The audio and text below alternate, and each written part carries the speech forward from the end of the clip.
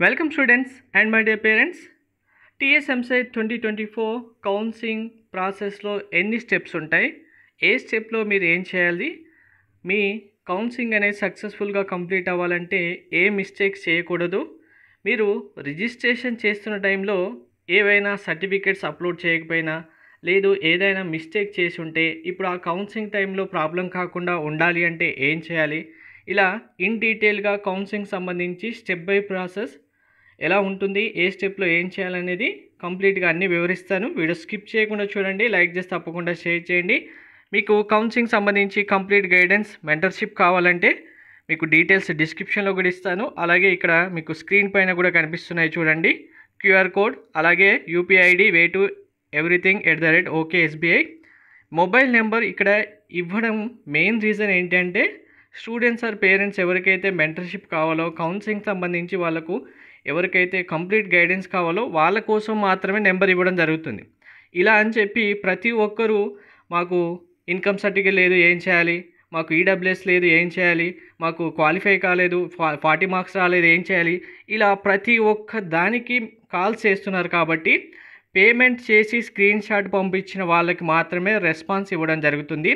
Payment మీకు TS లేదా AP EAMCET కావాలంటే ఏదైనా ఒక ఎంసెట్ సంబంధించి 1 స్టేట్కి అయితే 1250 రూపీస్, 2 స్టేట్స్ అయితే 2000 రూపీస్ పే చేసిన తర్వాత వాట్సాప్కి స్క్రీన్ షాట్ పంపిస్తే మాత్రమే మీకు రెస్పాన్స్ ఇవ్వడం జరుగుతుంది.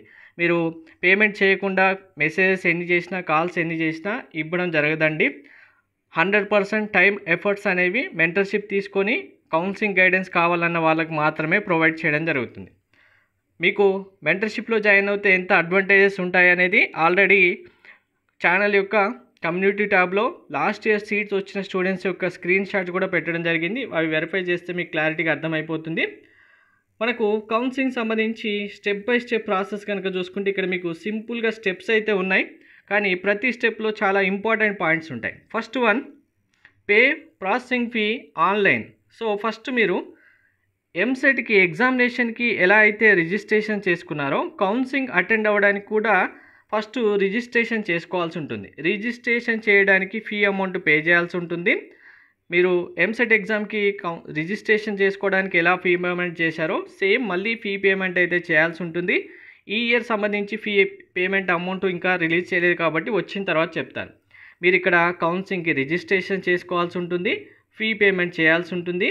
మెయిన్ ఇంపార్టెంట్, రిజిస్ట్రేషన్ చేసే టైంలో మీకు ఎంసెట్ ఎగ్జామ్కి అప్లై చేసే టైంలో మీరు ఏమైనా మిస్టేక్ చేసి ఉంటే ఎడిట్ చేసుకోవచ్చు. ఏదైనా మిస్టేక్స్ అంటే కనుక మీరు సపోజ్ ఇన్కమ్ అప్పుడు రాంగ్ ఇచ్చారు, ఇప్పుడు కరెక్ట్గా వచ్చిందనుకోండి, దీన్ని అప్డేట్ చేసుకోవచ్చు.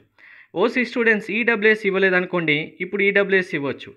ఎస్సీ స్టూడెంట్స్ బీసీ సర్టిఫికేట్ కానీ ఎస్సీ సర్టిఫికేట్ కానీ అప్పుడు ఇవ్వలేదనుకోండి, ఇప్పుడు ఇవ్వచ్చు. మీ ఫాదర్ నేమ్ లేదా మదర్ నేమ్ మిస్టేక్స్ ఉందనుకోండి, ఆ మిస్టేక్ అప్డేట్ చేసుకోవచ్చు. డేట్ ఆఫ్ బర్త్ అప్పుడు ఏమైనా మిస్టేక్ ఇచ్చారనుకోండి, ఇప్పుడు అప్డేట్ చేసుకోవచ్చు. ఎలా చేసుకోవచ్చు అంటే మీరు ఇప్పుడు డీటెయిల్స్ ఏవైతే కావాలనుకుంటున్నారో అవి రిజిస్ట్రేషన్ టైంలో జస్ట్ ఎంటర్ చేసిన తర్వాత ప్రతి సర్టిఫికేట్ అంటే మీకు ఇన్కమ్ లేదా EWS and caste certificate numbers enter చేయాల్సి ఉంటుంది. ఈ ఎంటర్ చేసిన నెంబర్స్ అనేవి మీరు అప్పుడు రాంగ్ ఇచ్చినా ఇప్పుడు కరెక్ట్గా తీసుకెళ్ళి రిజిస్ట్రేషన్ చేసుకున్న తర్వాత ఫీ పేమెంట్ చేయగానే స్లాట్ బుకింగ్ ఆప్షన్ అనేది వస్తుంది. స్లాట్ బుకింగ్ ఏంటి అంటే మనకు ఆన్లైన్లో ఫీ పేమెంట్ చేస్తారు, మీరు స్లాట్ బుకింగ్ ఆన్లైన్లోనే చేసుకుంటారంటే స్లాట్ బుకింగ్ దేనికోసం అంటే మీకు రిక్వైర్డ్ డాక్యుమెంట్స్ ఏవైతే చెప్పడం జరిగిందో ఈ డాక్యుమెంట్స్ అన్నీ మీ ఒరిజినల్ కరెక్ట్గా ఉన్నాయా లేదా అనేది ఆఫ్లైన్లో వెరిఫై చేస్తారు. ఆఫ్లైన్లో అంటే మీరు ఎక్కడికో వెళ్ళడం అని కాదు, ప్రతి డిస్టిక్లో సర్టిఫికేట్ వెరిఫికేషన్ సెంటర్స్ అనేవి ఉన్నాయి. మీకు నియర్ బై సెంటర్స్ లిస్ట్ అనేవి రిలీజ్ చేయడం జరుగుతుంది. ఆ సెంటర్ ఏదైతే మీకు నియర్ బై ఉంటుందో స్లాట్ బుకింగ్ చేసే టైంలో ఆ సెంటర్ మీరు సెలెక్ట్ చేసుకోవాల్సి ఉంటుంది. సెంటర్ సెలెక్ట్ చేసుకున్న తర్వాత మీరు సెలెక్ట్ చేసిన డేటు అండ్ టైంలో అక్కడికి సెంటర్కి వెళ్తే మీ ఒరిజినల్ సర్టిఫికేట్స్ అన్నీ కరెక్ట్గా ఉన్నాయా అనేది వాళ్ళు వెరిఫై చేస్తారు. అలాగే ఏవైతే అప్డేట్ కానీ కరెక్షన్ కానీ మీకు ఉన్నాయో మేము అప్లికేషన్ చేసే టైంలో ఇలా మిస్టేక్ చేసాం, ఇప్పుడు అప్డేట్ చేసుకుంటున్నాం అని చెప్తే డాక్యుమెంట్స్ అన్నీ చూసి వాళ్ళు మీకు అప్డేట్ చేసిన దానికి సంబంధించి మీకు మళ్ళీ ఇంకొక స్లిప్ ఇస్తారు.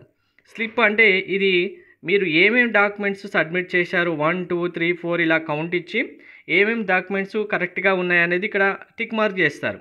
సో ఈ స్లిప్ మీకు వచ్చిందంటే మీ డాక్యుమెంట్ వెరిఫికేషన్ సక్సెస్ఫుల్గా కంప్లీట్ అయిపోయిందని మీనింగ్. సో ఇది ఫస్ట్ స్టెప్. ఆన్లైన్లో రిజిస్ట్రేషన్ చేసుకోవడం, స్లాట్ బుకింగ్ చేసుకోవడం, బుకింగ్ చేసుకున్న డేట్లో మీరు ఆఫ్లైన్ సెంటర్స్ ఏవైతే మీకు నియర్ బై సెంటర్స్ ఉంటాయో అక్కడికి వెళ్ళి మీ డాక్యుమెంట్ వెరిఫికేషన్ కంప్లీట్ చేసుకోవడం, మీకు కంప్లీట్ అయినట్టుగా వాళ్ళు రిసిప్ట్ ఇవ్వడం. సో ఇక్కడ రిసిప్ట్స్ ఇచ్చే టైంలోనే మీకు వెరీ ఇంపార్టెంట్, మీరు మొబైల్ నెంబర్ ఇచ్చారు కదా, అందుకే మొబైల్ నెంబర్ కౌన్సిలింగ్ కంప్లీట్ అయ్యేంత వరకు మీ దగ్గర ఉండాలని బిగినింగ్లోనే చెప్పడం జరిగింది. ఈ మొబైల్కి మీకు లాగిన్ ఐడి అనేది మెసేజ్ వస్తుంది. ఈ లాగిన్ ఐడి ద్వారా నెక్స్ట్ మీరు ఇక్కడ అటెండర్ సర్టిఫికేట్ వెరిఫికేషన్ ఉంది కదా, అయిపోయిన తర్వాత లాగిన్ ఐడి కంప్లీట్ అవగానే మీకు లాగిన్ ఐడి మెసేజ్ వస్తుంది మొబైల్కి. ఆ వచ్చిన మెసేజ్తో పాటు మీరు మళ్ళీ రిటర్న్ బ్యాక్ ఇంటికి వచ్చేసిన తర్వాత నెక్స్ట్ స్టెప్లో క్యాండిడేట్ రిజిస్ట్రేషన్ అని ఉంటుంది. అంటే డాక్యుమెంట్ వెరిఫికేషన్ సక్సెస్ఫుల్గా కంప్లీట్ అయిపోయింది, మీకు లాగిన్ ఐడి వచ్చింది, మీరు ఇంకా కౌన్సిలింగ్లో వెబ్ ఆప్షన్స్ ఇవ్వడానికి రెడీగా ఉన్నారు, ఈ క్యాండిడేట్ రిజిస్ట్రేషన్ చేసుకోవచ్చు అనేది మీకు రిజిస్ట్రేషన్ విండో ఓపెన్ అవుతుంది. అప్పుడు మళ్ళీ ఈ లాగిన్ ఐడితోని మీరు రిజిస్ట్రేషన్ అంటే మీరు పాస్వర్డ్ క్రియేట్ చేసుకోవాల్సి ఉంటుంది. మళ్ళీ password, login ID, password create చేసుకొని ఈ క్రియేట్ చేసుకున్న లాగిన్ ఐడి పాస్వర్డ్తో మీరు మళ్ళీ లాగిన్ అవ్వాల్సి ఉంటుంది నెక్స్ట్ స్క్రీన్లో. ఈ లాగిన్ అయిన స్క్రీన్లో మీకు వెబ్ ఆప్షన్స్ ఏవైతే మీరు ఇవ్వాలో వెరీ ఇంపార్టెంట్. సో మెంటర్షిప్లో జాయిన్ అయ్యే స్టూడెంట్స్కి వెబ్ ఆప్షన్స్ ఏమి ఇవ్వాలనేది మీకు డైరెక్ట్గా ఆ మెంటర్షిప్లో ఉన్న స్టూడెంట్స్ అందరికీ web options priority list provide చేయడం జరుగుతుంది.